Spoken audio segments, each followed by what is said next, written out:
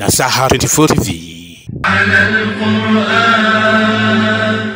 Ndugu zangu Waislamu, matendo yetu haya yakiwa ya kheri au yakiwa ya shari yamegawanywa sehemu mbili kuu. Sehemu ya kwanza ni matendo ambayo yatakatika tu baada ya kuwa wewe umekufa.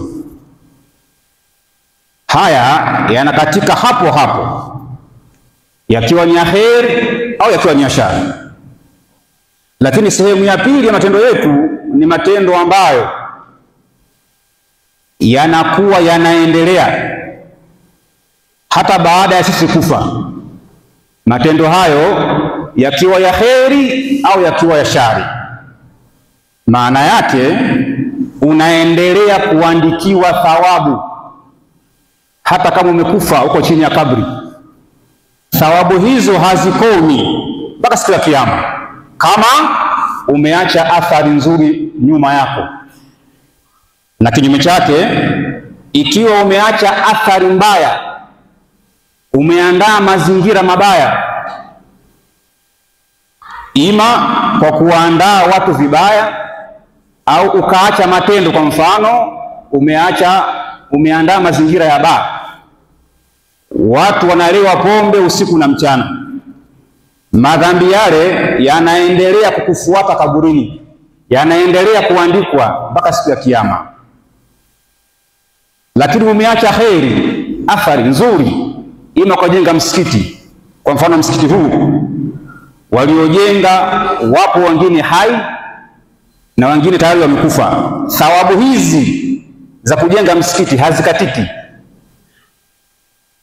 wanaendelea kuandikiwa thawabu na mathawabu muda wa kuwa watu wako ndani ya msikiti wanavuna manufaa.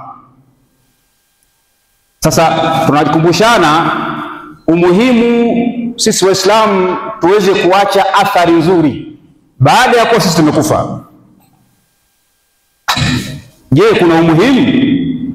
Kwani haitoshi tu kwa Muislamu swala zake za kila siku na sadaka ambazo wanatoa baada ya yeye kufa, thawabu hizi zikawa zimekatika? Je, zinamtosha?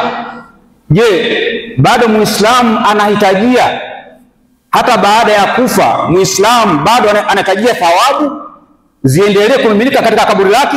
Muislamu anahitaji hilo? Naam, Muislamu bado anahitajia. Hata baada ya kufa, Muislamu bado anahitajia thawabu nyingi ziendelee kuandikwa, ziendelee kumfikia hata akiwa kaburini. Je,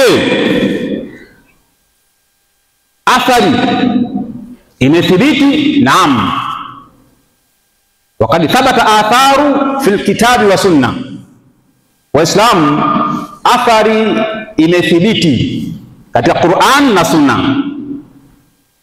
Imethibiti kwamba ni vyema na ni vizuri kwa Muislamu akaacha athari nzuri, akatengeneza mazingira ambayo hata baada ya kufa watu nyuma wananufaika na yeye kaburini ananufaika mpaka siku ya Kiyama.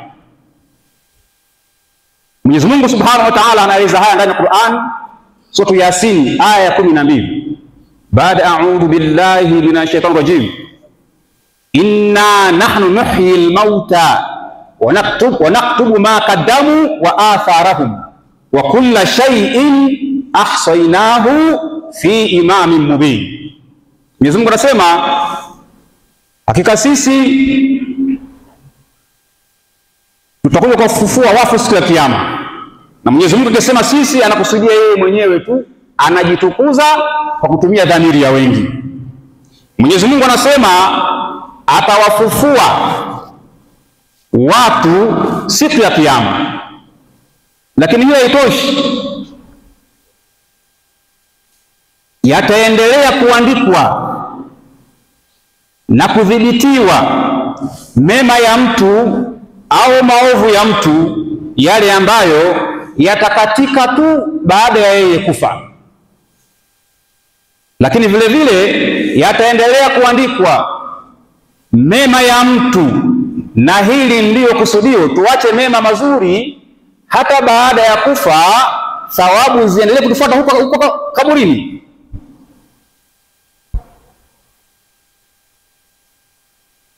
Wa kulla shay'in ahsaynahu fi imamin mubin, na kila kitu kimedhibitiwa. Mwenyezi Mungu anasema kila tendo zuri au baya limedhibitiwa katika vitabu maalum.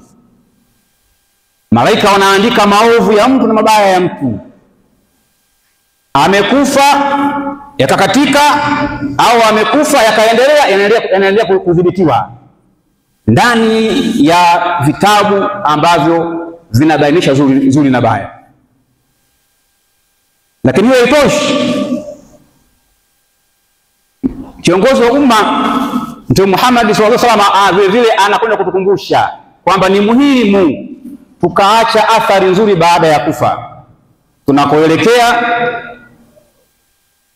ni karibu kuondoka, lakini safari ya mbele ni ngumu mno kuliko ile ambayo tayari tumeianza huko nyuma. Tunakoelekea ni kugumu zaidi.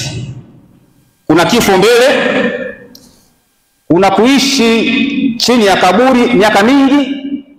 Ukitaka utambue hilo, wewe mtu ambaye amefikia miaka 40 mpaka miaka 50 kwa sasa hivi, kwa haraka ili uone kwamba kaburini watu wanaishi muda mrefu kuliko juu ya ardhi.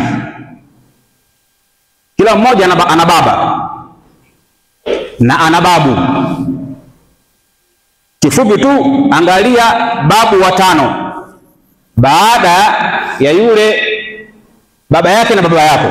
Babu watano wa kule mbele nyuma, babu chukua babu wale watano wa nyuma ya baba yako, walikuwepo hao. Hata kama wafahamu majina yao, hao walikuwepo na waliishi mpaka leo. Ni miaka mingapi? Zaidi ya miaka 100.